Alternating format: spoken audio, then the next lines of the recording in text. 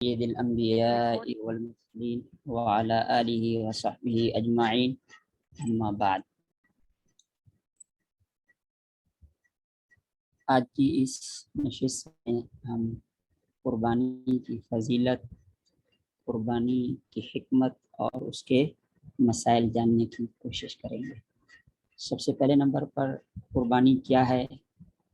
تمام مسلمان اس سے بخوبی آگاہ ہیں کہ قربانی سیدنا ابراہیم علیہ السلام کی یادگار اور ان کے ایک عظیم امتحان میں کامیابی کے تسلسل کو آئندہ نسلوں تک پہنچانے کا ایک تذکرہ ہے، ایک کام ہے کہ اللہ رب العزت قربانی کے ذریعے آنے والی نسلوں تک ہر سال یہ پیغام پہنچاتے ہیں کہ میرے بندے سیدنا ابراہیم علیہ السلام نے کس طرح اپنے رب کی خوشنودی کی خاطر اپنا جان، مال، اولاد سب کچھ قربان کرنے کے لیے آمادگی کا اظہار کیا۔ قربانی محض جانور ذبح کرنا کا نام نہیں ہے۔ قربانی در حقیقت اطاعت، فرما برداری اور اللہ رب العزت کے ساتھ محبت کا ایک پیغام ہے۔ آدمی جب جانور قربان کرتا ہے تو وہ اس بات کو گویا کہ اپنے ذہن میں، دل و دماغ میں تازہ کرتا ہے کہ اللہ کے محبوب بندے، اللہ کے پیارے بندے سیدنا ابراہیم علیہ السلام نے جب اپنی تمام چیزیں، ساری محبوب چیزیں اللہ کی راہ میں قربان کرنے کے لیے آمادگی ظاہر کی تو اللہ رب العزت نے ان کو رہتی دنیا تک ان کو ایک پیشوا اور ایک رہنما کے طور پر دنیا کے سامنے پیش کیا، اور ہر سال لوگ ابراہیم علیہ السلام کی یاد میں قربانی کرتے ہیں۔ گویا کہ قربانی ہمیں اطاعت اور فرما برداری، اللہ کی خوشنودی کے حصول کا سبق دیتی ہے، اور قربانی سے ہمیں یہ سبق ملتا ہے کہ اپنی نفسانی خواہشات کو قربان کر کے ہم اللہ رب العزت کے احکام کی فرما برداری کریں اور رب چاہی زندگی بسر کرنی چاہیے۔ اپنی نفس چاہی زندگی، من چاہی زندگی کو ہمیں چھوڑ دینا چاہیے، اور یہی ہمیشہ اللہ کے محبوب لوگوں کا شیوا رہا ہے۔ ابراہیم علیہ السلام کو جو بھی حکم ملا انہوں نے بلا تردد اس پر عمل کیا، تو ہمیں بھی اسی طرح کوشش کرنی چاہیے کہ اللہ رب العزت کا جو بھی حکم آ جائے تو ہم بغیر سوچے، بغیر تردد کیے، بس اللہ اور اللہ کے رسول نے حکم دے دیا تو ہمیں اسے فوری طور پر قبول کرنا چاہیے، اس پر عمل کرنا چاہیے۔ قربانی بہت بڑی فضیلت والی چیز ہے۔ لوگ عام طور پر کہہ رہے ہوتے ہیں کہ قربانی کا نصاب کیا ہے، اور قربانی تو ایک غریب آدمی کے لیے مشکل ہے، جانور اتنے مہنگے ہو گئے ہیں، 20,000 30,000 کا تو ایک متوسط درجے کا بکرا مل رہا ہے۔ اس طرح کی ہم لوگ باتیں کرتے ہیں تو یہ ہم ایک پہلو کو دیکھ رہے ہوتے ہیں، یعنی جو مادی پہلو ہے وہ دیکھ رہے ہوتے ہیں، لیکن ہم اس کو نظر انداز کر جاتے ہیں کہ قربانی پہ اللہ رب العزت ہمیں اجر و ثواب کیا دیں گے، کیا ہمیں نوازیں گے۔ تو اگر ہمارے سامنے جو قربانی کی فضیلت ہے، قربانی کا جو ثواب ہے، اگر وہ ہمارے پیش نظر ہو تو ہمیں پھر یہ 20,000 15,000 30,000 کچھ بھی نہ لگے، اور ہم آگے بڑھ چڑھ کر اس کو کرنے والے بنیں گے۔ حضرت زید ابن ارقم رضی اللہ تعالیٰ عنہ مشہور صحابی ہیں، وہ فرماتے ہیں کہ نبی کریم صلی اللہ علیہ وسلم سے صحابہ کرام نے عرض کیا، یا رسول اللہ ما هذه الاضاحی، کہ یا رسول اللہ یہ قربانیاں کیا ہیں جو ہر سال ہم قربانی کرتے ہیں؟ تو اللہ کے حبیب صلی اللہ علیہ وسلم نے فرمایا، یہ سنت ابیکم ابراہیم، کہ قربانی تمہارے جد امجد حضرت ابراہیم علیہ السلام کی سنت ہے۔ پھر صحابہ کرام نے عرض کیا، یا رسول اللہ ٹھیک ہے ابراہیم علیہ السلام کی سنت سر آنکھوں پر، لیکن ہمیں اس قربانی کے بدلے میں ثواب کیا ملے گا؟ تو اللہ کے نبی کریم صلی اللہ علیہ وسلم نے فرمایا، اس کے ایک ایک بال کے عوض اللہ تعالیٰ نیکی دیں گے۔ اب آدمی خود اندازہ لگا کہ قربانی کے جانور کے اوپر کتنے بال ہوتے ہیں اس کے جسم پر، تو ہر بال کے بدلے اللہ رب العزت ایک ایک نیکی دیں گے۔ تو صحابہ کرام نے پوچھا کہ بکری وغیرہ کے تو بال ہوتے ہیں، لیکن بھیڑ ہے، دمبا ہے، ان کی اون ہوتی ہے، تو ان کا کیا حکم ہے؟ تو اللہ کے حبیب صلی اللہ علیہ وسلم نے فرمایا کہ بھیڑ وغیرہ جو ہے، دمبے جو ہے، اس کی جو اون ہے اس کے بھی ایک ایک یعنی اون کے ایک ایک بال کے بدلے میں اللہ تعالیٰ نیکی عطا فرمائیں گے۔ صرف اسی حدیث کو اگر ہم پیش نظر رکھیں تو یہ کتنی بڑی بات ہے۔ ہم نے 10,000 20,000 مان لیتے 30,000 روپے کی ہم نے قربانی کر دی، تو اگر 30,000 کے بدلے میں ہمیں لاکھوں نیکیاں ملی تو کیا ہم نے گھاٹے کا سودا کیا ہے؟ کہ ایک نیکی کا جو اس کا مقام ہے یا نیکی کی قیمت ہے، وہ تو قیامت کے دن اس کا پتہ چلے گا کہ ایک نیکی کتنی قیمتی ہے، کہ جس کو ایک نیکی کی ضرورت ہوگی وہ دنیا و ما فیہا، دنیا اور جو کچھ دنیا میں سب دینے کے لیے تیار ہو جائے گا، لیکن اس کو کوئی ایک نیکی نہیں دے گا۔ اور اللہ رب العزت ہمیں اس قربانی کے بدلے میں، تو قربانی تو اپنی حیثیت کے مطابق ہے، 10,000 کی بھی قربانی ہوتی ہے، 70,000 کا کی بے ہے، گائے ہے، بیل ہے، تو اس میں 7 آدمی شریک ہوتے ہیں تو 10,000 بھی ہوتی ہے۔ چلو 15,000 کی بھی قربانی ہوتی ہے، کوئی اپنا بکرا وغیرہ بکری لیتا ہے 20,000 کی، 25,000 کی نارمل، تو 10 سے 20,000 روپے خرچ کرنے کے بعد ایک سال کے بعد ہمیں لاکھوں نیکیاں ملیں، اتنی نیکیاں کہ جو ان گنت ہیں، کیونکہ جانور کے جو جسم پر بال ہوتے ہیں وہ تو ہم نہیں گن سکتے، بہت زیادہ بال ہوتے ہیں، تو وہ ان گنت بال جو ہیں اس کے بقدر ہمیں نیکیاں مل رہی ہیں 10-20,000 کے بدلے میں۔ تو ہم لوگ اسی کو لے کر بیٹھے ہوتے ہیں، بھائی اب تو قربانی مہنگی ہو گئی، اب تو یہ ہو گیا، اب تو وہ ہو گیا۔ ٹھیک ہے، ہر چیز میں مہنگائی کے اثرات ہیں، سب کچھ ہیں، لیکن صرف ہمیں ان چیزوں کا مادی پہلو نہیں دیکھنا چاہیے، اس کا روحانی پہلو بھی دیکھنا چاہیے کہ اس قربانی سے اللہ رب العزت ہماری نیکیوں میں کتنا اضافہ فرمائیں گے، ہمارے بینک بیلنس میں کتنی کمی ہوگی، ہمارے پاس جمع شدہ مال میں کتنی کمی ہوگی، 10,000 20,000 30,000 بس، اور ہمارے نیکیوں کے خزانے میں کتنا اضافہ ہوگا، لاکھوں نیکیاں اللہ رب العزت ہمیں دیں گے۔ تو یہ استحضار بہت ضروری ہے۔ فضائل کا جب استحضار ہوتا ہے تو اس سے عبادت میں آدمی رغبت اور شوق سے جو ہے اس عبادت کو سر انجام دیتا ہے۔ دوسری حدیث کہ نبی کریم صلی اللہ علیہ وسلم نے فرمایا قربانی والے دن، یعنی عید والے دن یا ذوالحجہ کے جو دن ہوتے ہیں قربانی کے، ان دنوں میں اللہ رب العزت کو قربانی سے بڑھ کر کوئی عمل محبوب نہیں، سب سے پیارا محبوب عمل یہی قربانی کا ہے۔ یعنی کوئی نماز پڑھ رہا ہے، کوئی تلاوت کر رہا ہے، ذکر اذکار کر رہا ہے، صدقہ کر رہا ہے، جو کچھ بھی کر رہا ہے، لیکن اللہ رب العزت کو ان دنوں میں سب سے مقبول اور محبوب عمل جو ہے وہ جانور کو ذبح کرنا، یہ قربانی والا عمل ہے۔ تو ہمیں اپنے رب کو خوش کرنے کا ایک بہت اچھا موقع ملتا ہے، اس پر اللہ کا شکر ادا کرنا چاہیے کہ اللہ نے ہمیں اتنی توفیق دی کہ ہم جانور ذبح کر کے اپنے رب کو خوش کر سکتے ہیں۔ اور آپ صلی اللہ علیہ وسلم نے فرمایا قیامت کے دن قربانی کا جانور اپنے سینگوں، بالوں، کھروں کے ساتھ لایا جائے گا، اور خون اس طرح جب آدمی جانور ذبح کرتا ہے تو ابھی تک قربانی کے جانور کا خون زمین پہ نہیں گرتا، اس کے گرنے سے پہلے اللہ تعالیٰ اسے قبول فرما لیتے ہیں۔ اور نبی کریم صلی اللہ علیہ وسلم نے فرمایا خوش دلی سے قربانی کیا کرو، کیونکہ قربانی بہت بڑی فضیلت والی چیز ہے۔ حضرت عبداللہ ابن عباس رضی اللہ تعالیٰ عنہ فرماتے ہیں قربانی سے بڑھ کر کوئی اور عمل ایسا نہیں ان دنوں میں، الا یہ کہ صلہ رحمی کی جائے یا اور جو چیزیں ہیں، لیکن قربانی بہت بڑی فضیلت کی چیز ہے۔ حضرت فاطمہ رضی اللہ تعالیٰ عنہ فرماتی ہیں کہ ان کو نبی کریم صلی اللہ علیہ وسلم نے فرمایا کہ اے فاطمہ، جب قربانی کا جانور ذبح ہو تو تم اس وقت موجود رہا کرو، کیونکہ پہلا قطرہ ان کا گرنے سے پہلے انسان کی مغفرت ہو جاتی ہے۔ اب دیکھیں یہ کتنی بڑی بات ہے کہ ابھی تک خون کا جو قطرہ ہے، پہلا قطرہ وہ زمین پہ نہیں گرا ہوتا، تو اللہ تعالیٰ مغفرت کر دیتے ہیں۔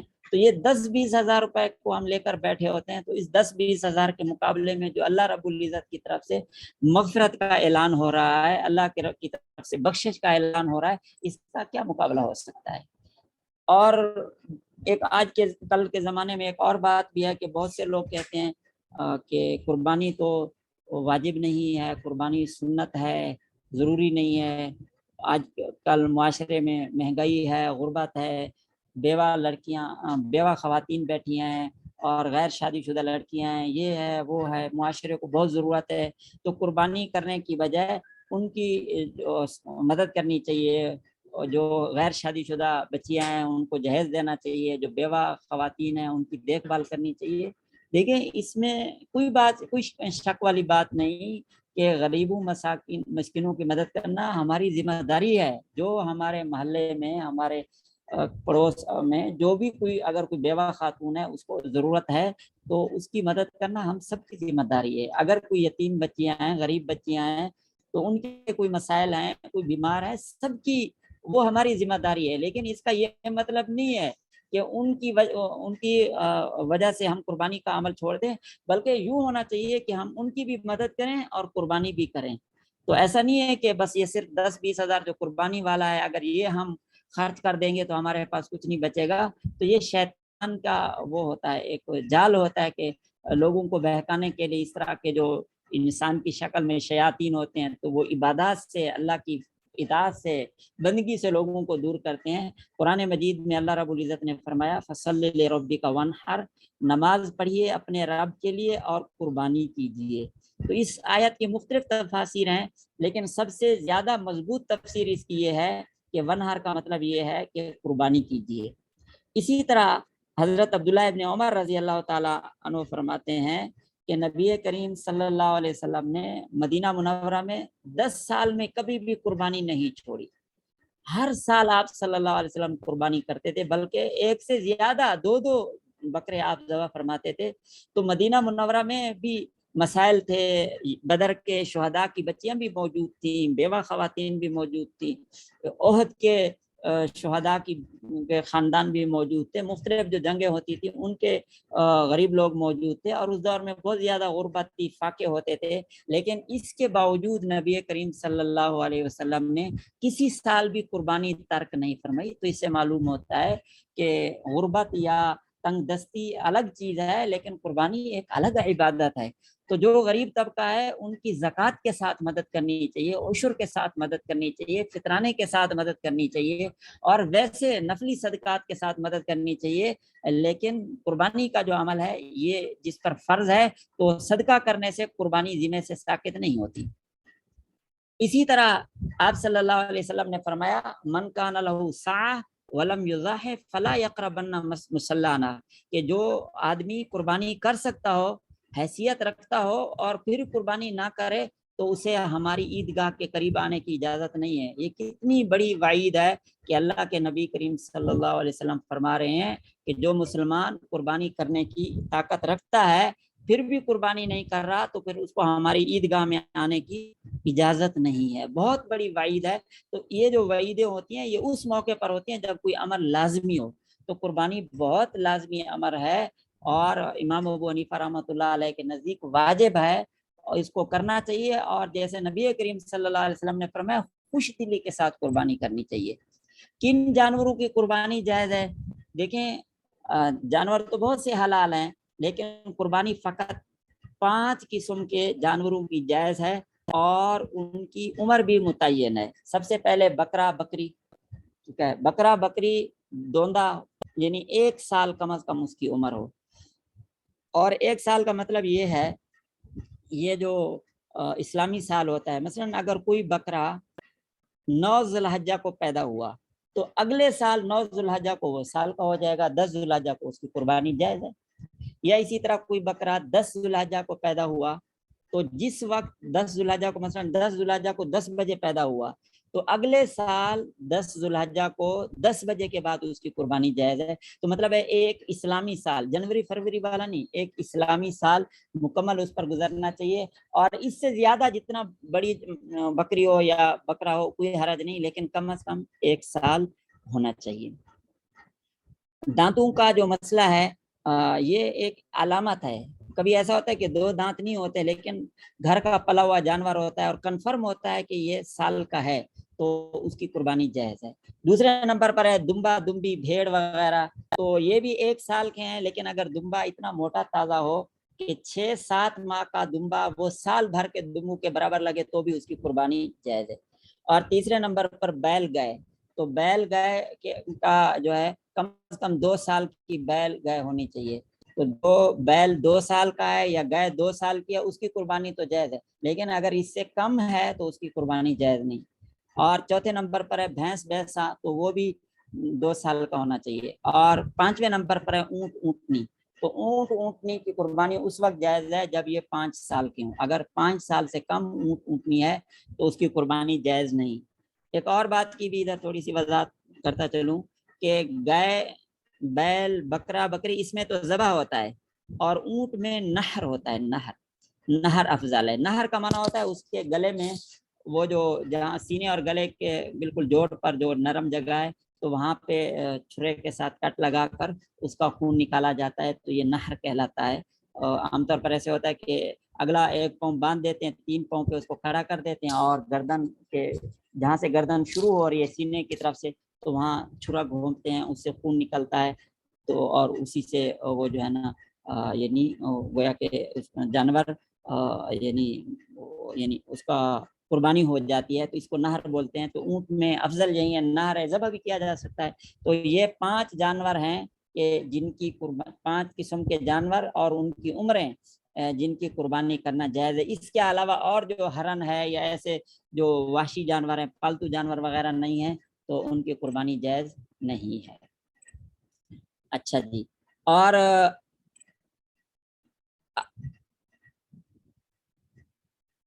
اس کے بعد کون سے جانور ایسے ہیں جن کی قربانی جائز نہیں؟ یعنی یہ 5 قسم کے جانور بھی اس وقت ان کی قربانی جائز ہے جب ان میں کسی قسم کا کوئی عیب نہ ہو. اگر عیب ہو تو پھر ان کی قربانی جائز نہیں. اور ان مسائل کو جاننا بہت ضروری ہے. بعض لوگ قربانی کا جانور تو خرید لیتے ہیں، اور بسا اوقات عمر کا مسئلہ ہوتا ہے کہ گائے خرید لی، بچیاں خرید لی، وہ 2 سال سے کم کی تھی، 1.5 سال کی تھی، اس طرح تھی، پتہ نہیں چلا، اور قربانی ہو گئی تو کر دی. تو ایسے تو قربانی نہیں ہوتی. اسی طرح قربانی کے جو جانور ہیں ان میں اگر کوئی عیب پایا جائے تو اس عیب کی وجہ سے بھی قربانی نہیں ہوتی. وہ عیب کیا ہے وہ یہاں یہ اس میں پریزنٹیشن میں آپ کو نظر آ رہا ہوگا کہ پوری فہرست دی ہوئی ہے کہ کون سی بیماری والے جانور یا کون سے عیب والے جانور کی قربانی جائز نہیں. مثلا سب سے پہلے جس کا 1 یا 2 سینگ جڑ سے اکھڑ گئے ہو. یعنی جانور کے ایک تو یہ ہوتا ہے کہ سینگ اوپر سے کاٹ لیے جائیں، سینگ اوپر سے کٹنے سے کوئی فرق نہیں پڑتا، یا سینگ سرے سے نہیں ہے تو بھی کوئی فرق نہیں پڑتا. لیکن اگر ایسا ہے کہ سینگ جڑ ٹوٹ گیا جڑ سے اور اس کا اثر دماغ تک پہنچ گیا تو اس صورت میں جو ہے نا اس کی قربانی نہیں ہوتی. آگے میں نے یہ جو سینگ ہے یا جو بھی اعضاء ہیں ان کی تفصیل آگے بھی دی ہے. یہ جو ہے نا جو بھی بیماریاں وغیرہ اس کی تفصیل انشاءاللہ آگے آ رہی ہے کہ کس قسم کی بیماری والے جانور کی قربانی جائز ہے کس کی نہیں ہے. اچھا جی. دوسرے نمبر پر جس بھیڑ بکری کی پیدائشی طور پر دم نہ ہو اس کی قربانی بھی جائز نہیں ہے، یا 1/3 سے زائد دم کٹی ہوئی ہو، جائز نہیں. اس کی تفصیل یہ صرف ایک فہرست ہے، آگے پھر اس میں سے ہر چیز کی سینگوں کی تفصیل، دم کی تفصیل، کان کی، آنکھ کی اور ٹانگوں کی، تھنوں کی پوری تفصیل آگے آتی ہے. ایک بار تھوڑا سا ہم اس کا سرسری جائزہ لے لیتے ہیں تو تاکہ دوسری بار سننے سے چیز زیادہ یاد ہو جائے گی. اس طرح اندھا جانور ہے تو اس کی قربانی بھی جائز نہیں. کانا جانور کہ جس کا کانا پن بالکل واضح ہو، یعنی اس کی کم از کم 1/3 سے زیادہ جو نظر ہے وہ کمزور ہو، 1 آنکھ کی، تو وہ بھی کیا ہے اس کی قربانی جائز. اس طرح لنگڑا جانور ہے، اتنا کمزور ہے، لنگڑا ہے کہ وہ عیدگاہ تک اپنے پاؤں کے ساتھ نہیں چل کر جا سکتا. یا ایسا بیمار جس کی بیماری بالکل زہر ہے، جیسے یعنی اب اس طرح کی بیماریاں ہیں کہ بالکل پتہ چلتا ہے کہ یار یہ جانور بیمار ہے، اس کو کھانا صحت کے لیے مضر ہے، ٹھیک ہے، اور نقصان دہ ہے. تو ایسے جانور جس سے لوگ نفرت کرتے ہیں تو ایسے جانور کی قربانی بھی جائز نہیں ہے. اسی طرح جس کے پیدائشی طور پر دونوں کان نہ ہوں یا 1 کان نہ ہو اس کی قربانی بھی جائز نہیں ہے. ٹھیک ہے. اچھا. اب اس کے بعد جس جانور کے بالکل دانت نہ ہوں یا دانت ہوں لیکن اتنے گھس گئے ہوں کہ وہ نہ کھا سکتا ہو اس کی قربانی بھی جائز نہیں ہے. اور جانور بولا ہو کی وجہ سے چاہ کھائے تو اس کی قربانی نہیں.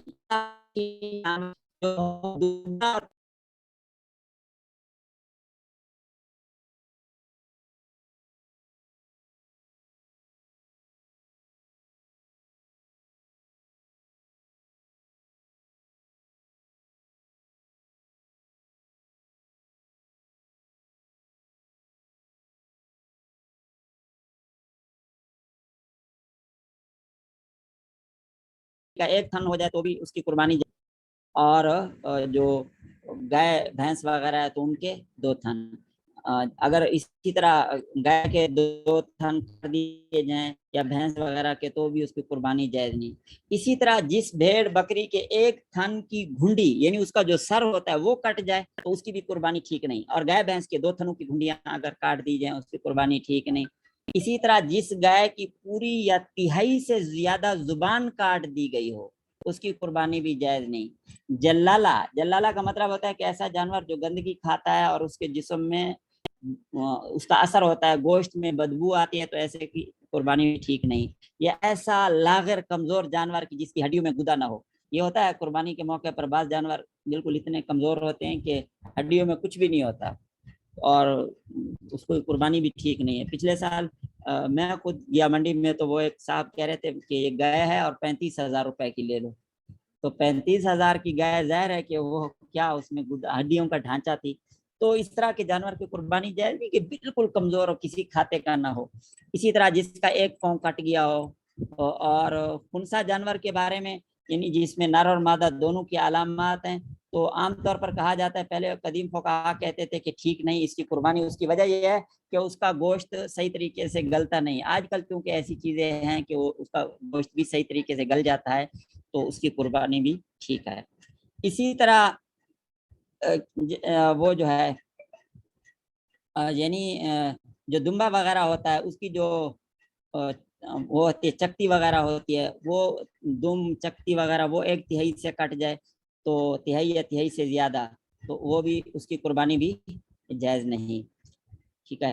اور اس کے علاوہ آگے ہم یعنی ان باتوں کو آگے پھر ہم تفصیل کے ساتھ وہ کریں گے، کیونکہ یہ جو عیب والی چیزیں ہیں یہ ان کا معلوم کرنا بہت ضروری ہے، اس کی وجہ سے بسا اوقات قربانی نہیں ہوتی۔ تو مرد اور خواتین سب کو اس کا علم ہونا چاہیے کہ کون سے قربانی جانور کی قربانی جائز ہے اور کون سے جانور کی قربانی جائز، کون سے جانور کی قربانی جائز ہے اور کون سے جانور کی قربانی جائز نہیں ہے۔ جس طرح ہمیں دنیا کے بارے میں معلومات ہوتی ہیں، ہم سب کچھ جانتے ہیں، تو ہمیں دین کے بارے میں بھی پوری طرح معلومات ہونی چاہیے۔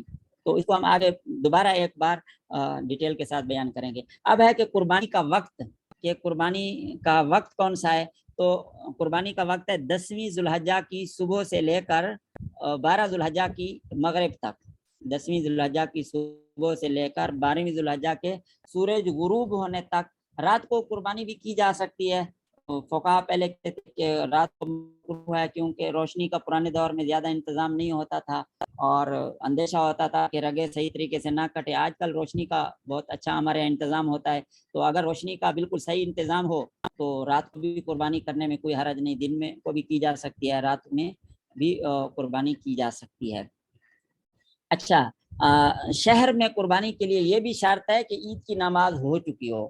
ایک صحابی نے آپ صلی اللہ علیہ وسلم کو بتلایا کہ یا رسول اللہ، میں جب آیا تو میں جانور ذبح کر کے آیا اور کھلا کر آیا، اس کے بعد میں نماز کے لیے آیا، تو آپ نے فرمایا تلک شاۃ لحم، یہ تو گوشت والی آپ کی بکری ہوئی، لہٰذا دوبارہ قربانی کرو۔ تو عید نماز اگر شہر میں کسی جگہ بھی عید نماز نہیں ہوئے، کسی نے قربانی کی ہوئے تو قربانی نہیں ہوگی۔ عید نماز ہو جائے اس کے بعد جو ہے پھر قربانی کا وقت شروع ہوتا ہے اور قربانی کی جائے۔ البتہ دیہات میں کوئی مسئلہ نہیں، دیہات میں صبح صادق کے بعد بھی قربانی کی جا سکتی ہے کیونکہ دیہات والوں پر عید نماز فرض نہیں ہوتی۔ اچھا، یہاں پہ ایک اور بات بھی بہت اہم ہے کہ زکوٰۃ میں تو سال گزرنا شرط ہوتا ہے، لیکن قربانی میں سال گزرنا شرط نہیں ہے۔ قربانی میں اس چیز کا اعتبار ہے کہ اگر کوئی مرد یا عورت ان دنوں میں یعنی 10 ذو الحجہ کی صبح سے لے کر 12 ذو الحجہ کی شام تک، اگر ان دنوں میں کوئی اگر مرد یا عورت وہ صاحب نصاب ہے تو اس کے اوپر قربانی کرنا ضروری ہے۔ اور اگر ان دنوں میں کوئی صاحب نصاب اگرچہ پہلے اس کے پاس ایسا ہو بعد تو قربانی نہیں۔ مثال کے طور پر ایک آدمی کے پاس 10 لاکھ روپے تھے، لیکن قربانی کے دن آئے اس دن اس کے پاس 20,000 تھے، بس خرچ ہو گئے، کہیں ان کے پاس بالکل نہیں ہے، اس وقت میں لگ گئے، تو قربانی کے 3 دنوں میں اس کے پاس 20,000 ہے۔ اب جب یہ دن پورے ہو گئے 14 ذوالحجہ آئی تو اس کے بعد 20 لاکھ تو بھی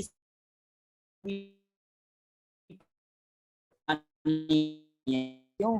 اس لیے کا اعتبار ہے کہ ان دن آدمی کے پاس پہلے کچھ بھی نہیں تھا، لیکن ان 10 ذوالحجہ کو کہیں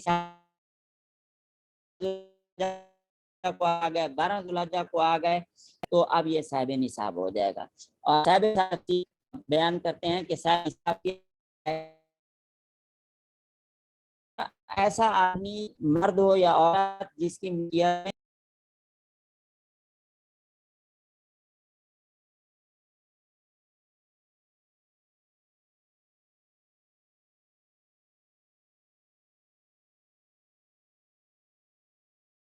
سامان ہے مل ملا کر اگر وہ 52.5 تولے چاندی کے بقدر ہو جائے تو مرد ہو یا عورت اس پر قربانی ضروری ہو جاتی ہے۔ اور میں دوبارہ اس اپنی بات کو جو میں نے شروع میں کی دہراؤں گا کہ ایک مسلمان مرد عورت کو قربانی کے موقع پر یہ پیش نظر رکھنا چاہیے کہ یہ قربانی کس کی یاد میں ہو رہی ہے۔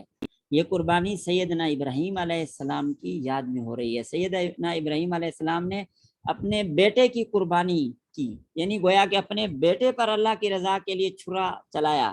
وہ اللہ رب العزت کی آگے جو ہے حکمت تھی کہ انہوں نے ان کے بیٹے کو اللہ تعالیٰ نے محفوظ رکھا اور دمبا جنت سے دمبا آیا وہ کٹ گیا، لیکن ابراہیم علیہ السلام نے اپنے بیٹے کو اکلوتا بیٹا اور انتہائی محبوب بیٹا یعنی پیارا بیٹا جو تھا، اکلوتا تو نہیں کہہ سکتے لیکن بہت ہی محبوب بیٹا، تو اس کو ذبح کرنے کے لیے تیار ہو گئے۔ اور ہم یہ سوچ رہے ہوتے ہیں کہ ہم 10,000 کی یا 15,000 کی قربانی کیسے کریں، تو یہ بہت ہی کمزور ایمان کی نشانی۔ ہاں اگر کوئی ہے ایسا غریب آدمی ہے تو پھر اس پر لازم نہیں ہے، ایسا نہیں ہے کہ نہیں ہے تو قرضے لے کر اور بلا وجہ آدمی اپنے آپ کو مشکلات میں ڈال کر قربانی کرے، لیکن جو قربانی کر سکتا ہو تو اس کو کرنا چاہیے۔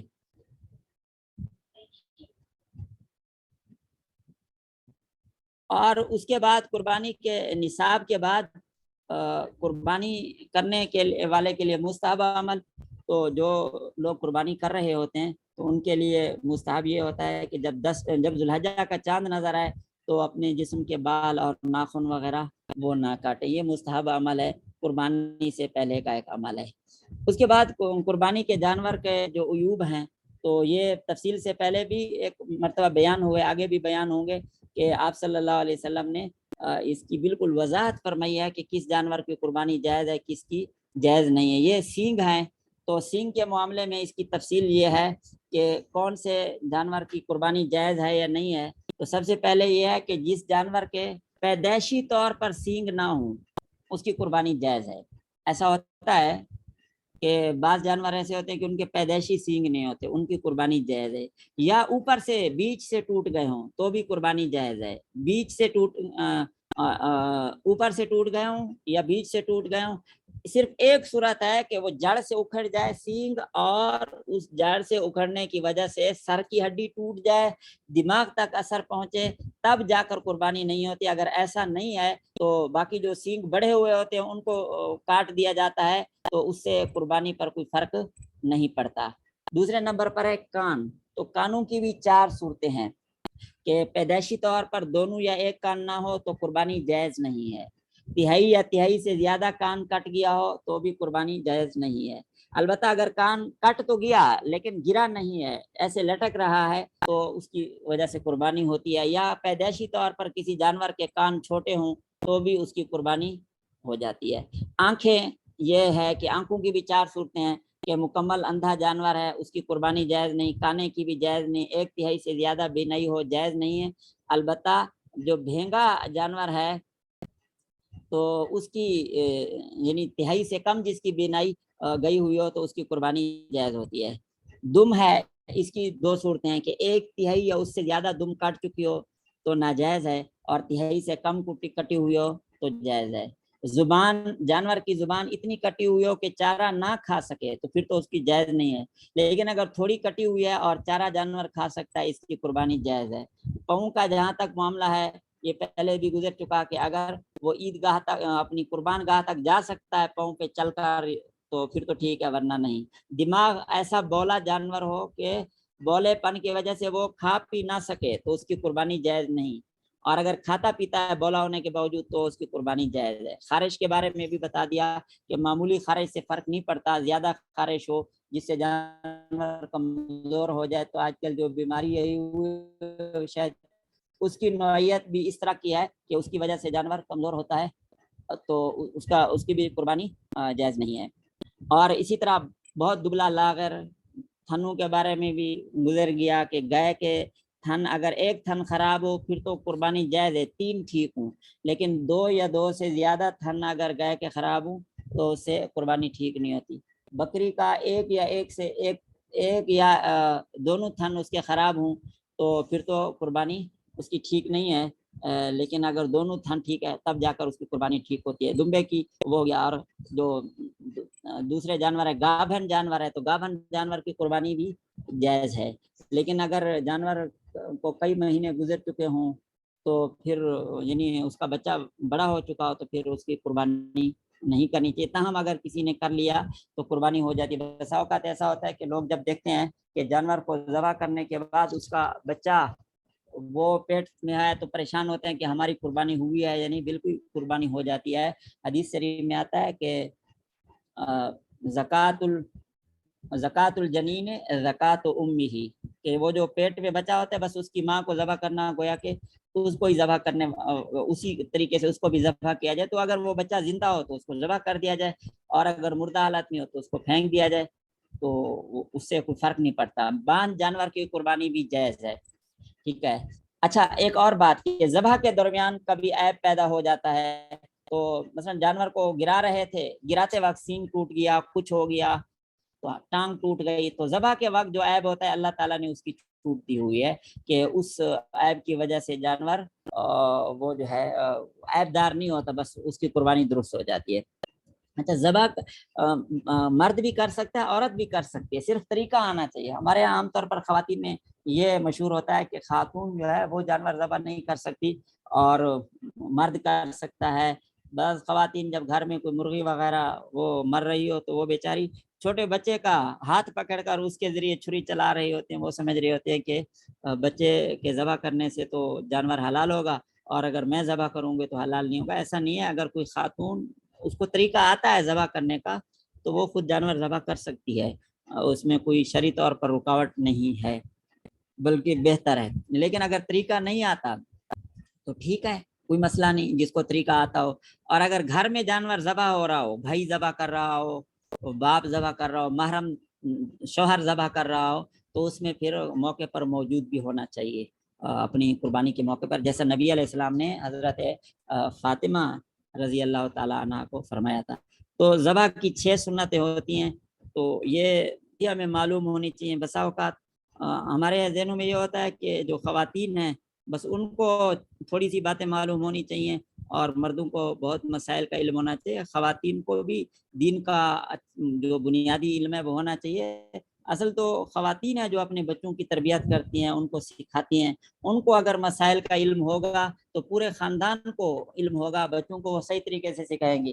اور اگر خواتین کو علم نہیں ہے تو وہ بعض چیزیں ایسی ہوتی ہیں کہ جو بالکل غیر شعوری طور پر ہو رہی ہوتی ہے، وہ ٹھیک نہیں ہوتی۔ تو کسی بھی جانور کو ذبح کرنے کے لیے 6 سنتیں ہوتی ہیں۔ سب سے پہلے جو ذبح کرنے والا ہے وہ قبلہ کی طرف منہ کر کے ذبح کرے، جانور کا منہ بھی قبلہ کی طرف ہو۔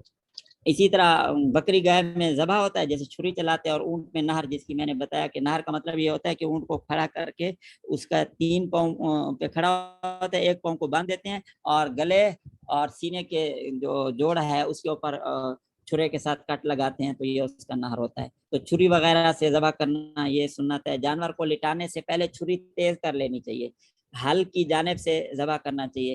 یہ گھر کی خواتین کو بھی اس کا وہ کرنا چاہیے کہ جب مرد جا رہے ہوں تو ان کو چھری وغیرہ جو بھی ضرورت کی چیزیں ہیں تو ان کو تیار کر کے دینی چاہیے، ان کو یاد دلانا چاہیے۔ بعض اوقات مرد اپنے کاموں میں مصروف ہوتے ہیں، ان کو پتہ نہیں چلتا، تو جب قربانی کے دن ہیں، ایام قریب ہیں قربانی کے، تو مردوں کو بتانا چاہیے کہ بھائی چھرے آپ لوگوں نے تیز نہیں کرائے، آپ جو بھی قربانی کے موقع پر جو چیزیں ضرورت ہوتی ہے ان کو یاد دہانی کرانی چاہیے۔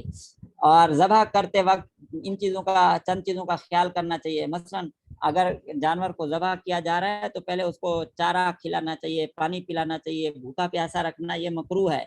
اور جانور کو بہت محبت کے ساتھ پالنا پوسنا چاہیے۔ یہ تو اللہ رب العزت کا احسان ہے کہ اللہ تعالیٰ نے ہم سے بیٹوں کی قربانی لینے کی بجائے ایک جانور کی قربانی کو اللہ تعالیٰ نے لیا اور اس پر راضی ہو جاتے ہیں، اور وہ بھی اس پر جو حیثیت رکھتا ہے۔ تو اس لیے ہمیں جانور قربانی کے جانور کو محبت کے ساتھ اور پیار کے ساتھ اس کو پالنا چاہیے اور اس کو ذبح کرنا چاہیے۔ اور اسی طرح ایک جانور کے سامنے دوسرے جانور کو ذبح نہیں کرنا چاہیے، جانور کو بے ہوش نہیں کرنا چاہیے، سختی کے ساتھ اس کو نہیں گرانا چاہیے۔ تو ان چیزوں سے بھی وہ ہوتا ہے۔ اور بھی ذبح کے وقت کئی چیزیں ہیں جن کا خیال رکھنا چاہیے۔ تو ابھی ہم تھوڑا سا آگے چلتے ہیں کہ ذبح کا طریقہ یہ ہوتا ہے کہ ذبح کرتے وقت قربانی کا جانور جب ذبح کیا جاتا ہے تو بسم اللہ اللہ اکبر کہہ کر اس پر چھری چلائی جاتی ہے اور اس کی رگیں کاٹی جاتی ہیں۔ یہ دعا ہے، انی وجہت وجہی للذی فطر السماوات والارض حنیفا وما انا من المشرکین ان صلاتی ونسکی ومحیای ومماتی للہ رب العالمین۔ تو یہ دعا پڑھنی چاہیے، مسنون ہے اگر کوئی پڑھ لے۔ تو جانور کی 4 رگیں ہوتی ہیں جو کاٹنی ہوتی ہیں، ایک سانس کی نالی اور ایک کھانے والی نالی۔ یہ جو سامنے ہمیں نظر آ رہی ہے، ہم اگر اپنے حلق انگلی وغیرہ لگائے تو ہمیں جو یہ نظر آ رہی ہوتی ہے نالی، تو یہ سانس کی نالی ہے۔ اس کے پیچھے خوراک کی نالی ہوتی ہے۔ یہ اللہ رب العزت کا عجیب نظام ہے کہ سانس کی نالی سے گزر کر جو ہے نا ہماری خوراک جاتی ہے اور اپنی خوراک والی نالی میں۔ یہ 2 نالیاں ہیں، سانس والی نالی اور خوراک والی نالی، ٹھیک ہے، جو حلق ہے عام طور پر کرتے وقت بالکل اس کی جو ہڈی ایک نما چیز ہوتی ہے تو وہ ہمارے سامنے ہوتی ہے۔ اور 2 اور رگیں ہوتی ہیں جو دائیں بائیں ہوتی ہیں، ان سے بھی خون نکلتا ہے۔ تو یہ 4 رگیں کاٹ جائیں یا ان 4 میں سے کم از کم 3 کٹ جائیں تو جانور کیا ہو جاتا ہے، حلال ہو جاتا ہے۔ اور اگر 3 سے کم کٹی ہیں تو یہ جانور حرام ہوتا ہے۔ تو اس کا بھی ایک مسلمان کو علم ہونا چاہیے، خواہ مرد ہے یا عورت کے، جانور حلال کب ہوتا ہے، حرام کب ہوتا ہے۔ تو حلال حرام کے معاملے میں بھی اس کی ضرورت ہو کہ بھی مرغی ذبح ہو گئی، ابھی جائیں مولوی صاحب سے پوچھیں یہ حلال ہے یا حرام ہے۔ بھائی دنیا کے کاموں میں تو ہم اتنی مہارت دکھاتے ہیں، چستی دکھاتے ہیں، اور دین کے معاملے میں ہم جو ہے نا ہر بات میں مولوی صاحب سے پوچھو تو اتنی باتیں تو ہمیں معلوم ہونی چاہیے کہ حلال چیز کون سی ہوتی ہے، حرام کون سی ہوتی ہے، جانور کب حلال ہوتا ہے، کب حرام ہوتا ہے، ٹھیک ہے۔ اسی طرح جلدی میں جانور کو ذبح کرنے کے بعد کھال نہیں اتارنی چاہیے، بلکہ تھوڑا سا اس میں وقفہ کرنا چاہیے تاکہ اس کی جو روح ہے وہ پوری طرح نکل جائے پھر جانور کو۔ اب یہ ایک اہم چیز ہے کہ خاص طور پر جو گھر کی خواتین ہوتی ہیں ان کو پتہ نہیں ہوتا کہ حلال جانور کے حرام اجزاء کون سے ہیں، کہ مطلب ہے کہ کون سے اجزاء حلال ہیں کون سے حرام ہیں۔ اس کی وجہ سے بھی بہت مسائل پیدا ہوتے ہیں۔ تو مردوں سے کو بھی ضرورت ہے، خواتین کو بھی ضرورت ہے۔ میں تو یہ سمجھتا ہوں کہ مسلم معاشرے کے اندر رہنے والے مرد ہوں یا عورتیں ہوں، اس طرح کی چیزیں کہ جانور کون کیسے ذبح کیا جائے گا، جانور کون سا جانور ایسا ہے جس کی قربانی ہو سکتی ہے، کس کی نہیں ہو سکتی، ذبح کرنے کا طریقہ مسنون طریقہ کیا ہے، گوشت بنانے کا طریقہ کیا ہے، اور گوشت کے کون سے حصے حلال ہیں کون سے حرام ہیں۔ تو یہ صرف مرد نہیں، عورتیں نہیں، بلکہ ہر مسلمان کو، وہ مرد ہے عورت ہے، ان کو معلوم ہونا چاہیے۔ حلال حرام کے بارے میں ہمیں بالکل اچھی طرح آگاہی ہونی چاہیے۔ تو 7 اجزاء ایسے ہیں کہ جو حرام ہیں یا مکروہ تحریمی ہیں جن کو استعمال نہیں کیا جا سکتا۔ سب سے پہلے یہ جو بہتا ہوا خون ہے، جب جانور کو ذبح کیا جاتا ہے تو ذبح کرتے وقت جو خون نکلتا ہے وہ خون مردار ہے، حرام ہے۔ چھری پر اگر وہ خون لگا ہوا ہے ذبح کے وقت کا اور ہمارے جسم پر لگ جائے تو وہ جسم ناپاک ہوگا۔ اگر دوسرے گوشت کے ساتھ یہ گردن والا جو خون ہے یہ لگ جائے گا تو وہ بھی ناپاک ہو جائے گا۔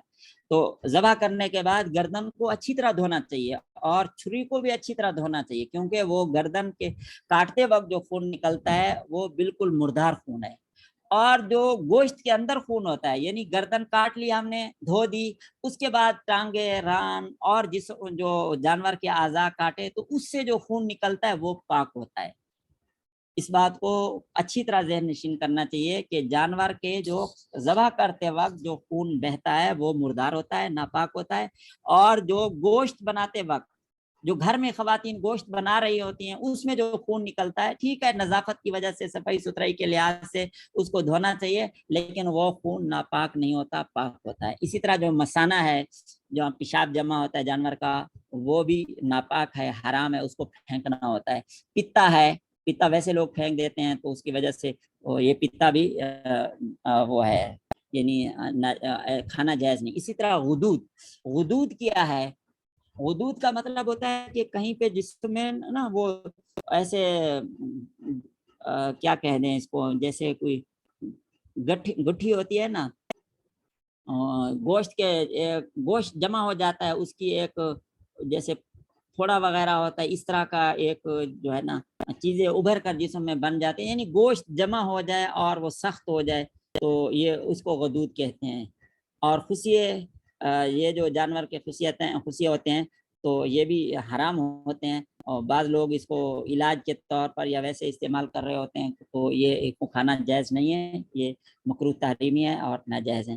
اسی طرح جو نر جانور ہے اس کی پیشاب کی جگہ ہے، مادہ جانور ہے اس کی پیشاب کی جگہ ہے، تو یہ 7 اعضاء ایسے ہیں جو حرام ہیں۔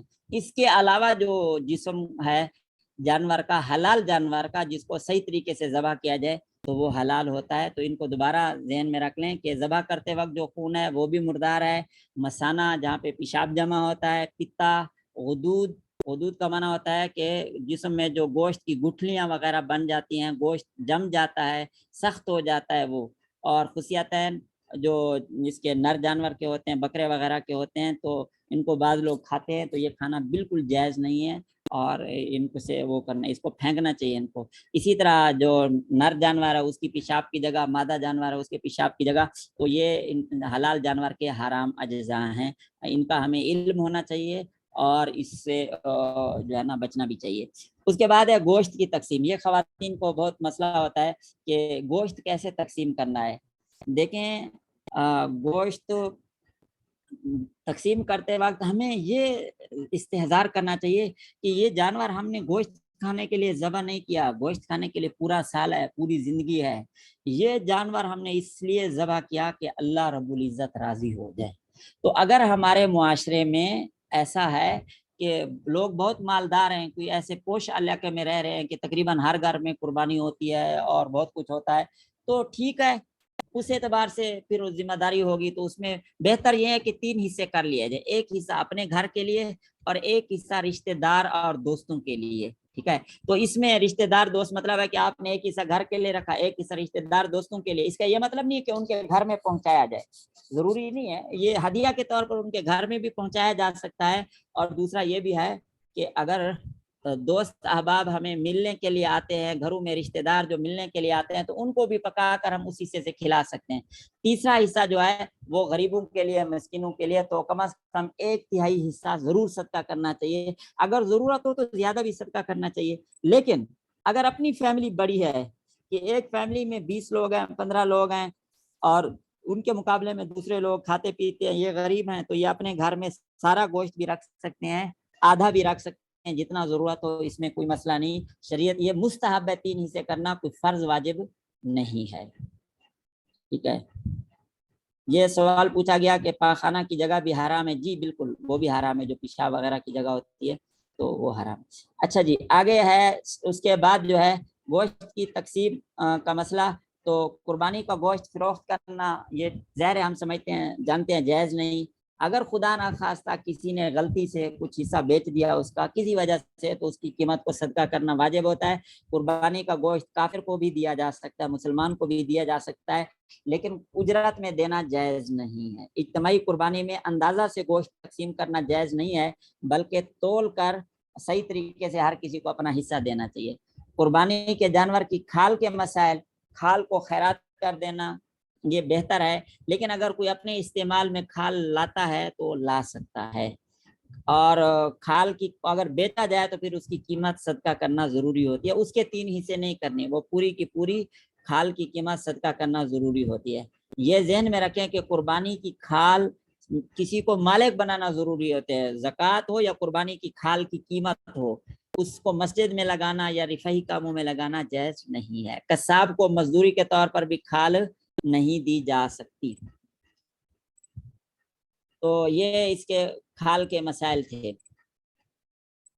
تو یہاں تک ہماری یہ جو پریزنٹیشن ہے وہ تقریباً مکمل ہو گئی، کیونکہ مجھے یہ کہا گیا تھا کہ آخر میں 5 منٹ سوال جواب کے لیے ہے، تو اس سے پہلے میں دوبارہ یہ 3 منٹ میں اپنی بات کو دوبارہ اس کو سمرائز کرتا ہوں، اس کا خلاصہ پیش کرتا ہوں کہ قربانی اللہ رب العزت کی طرف سے بہت بڑا انعام ہے۔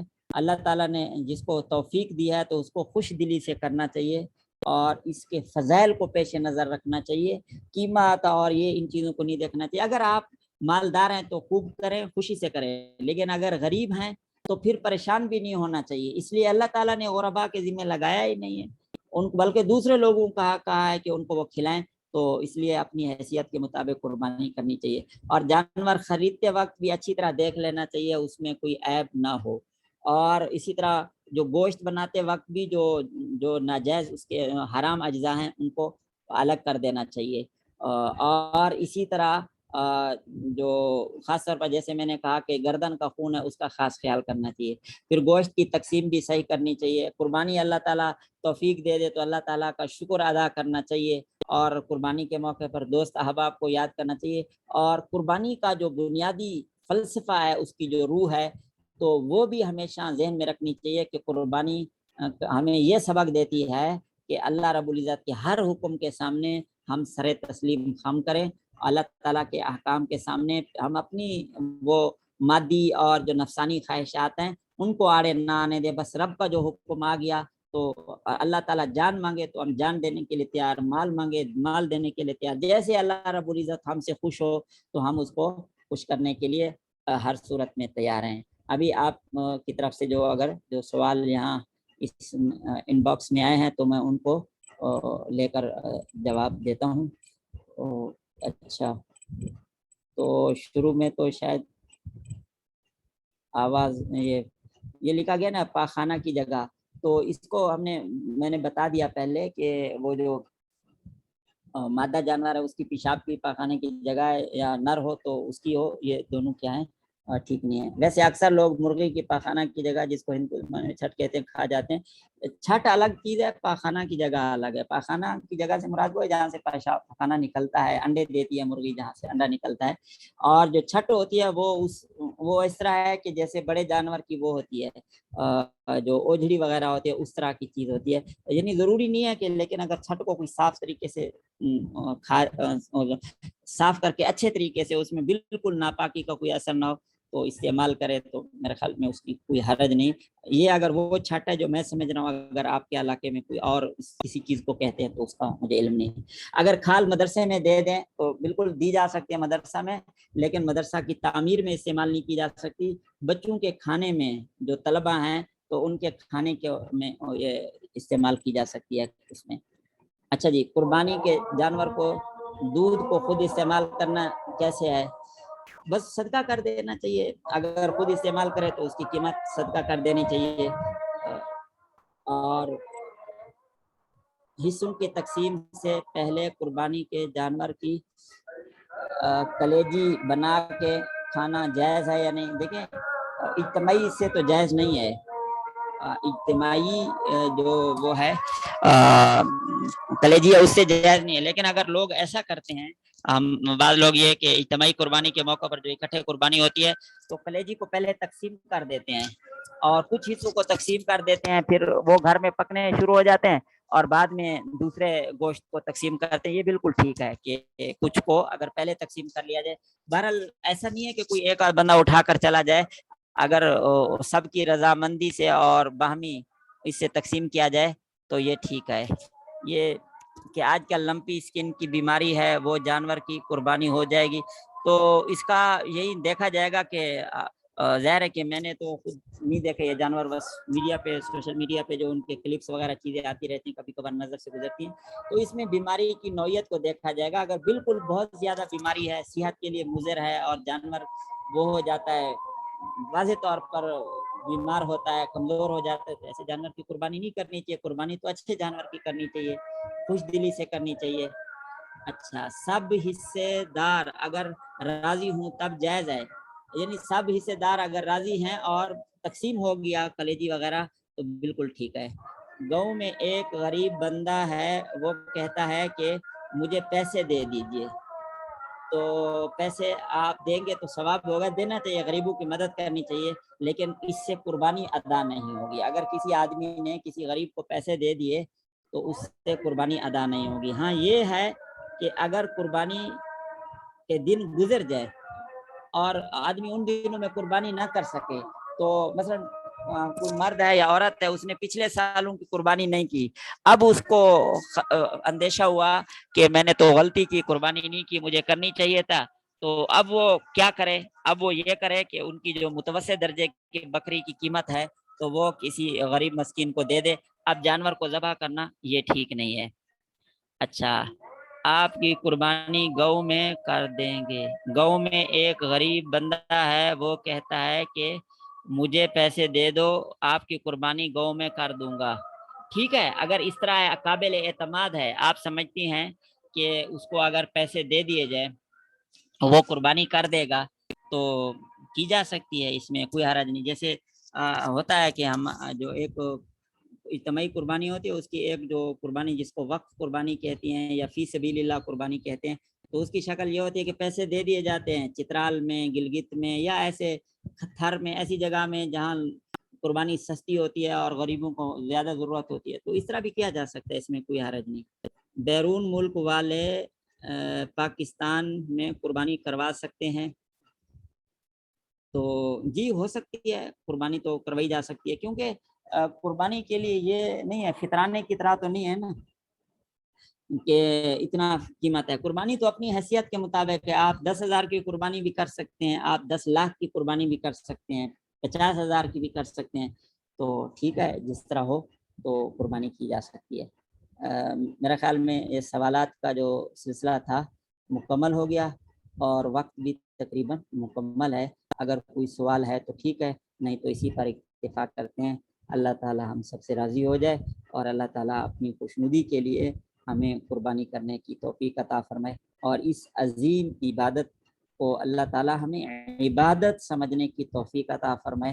اللہ تعالیٰ ہمیں اس عبادت کو مادی پیمانوں میں پرکھنے کی بجائے اس کو فضائل کی روشنی میں اللہ تعالیٰ اس کی اہمیت اور قدردانی کی توفیق عطا فرمائے۔ وآخر دعوانا ان الحمد للہ رب العالمین۔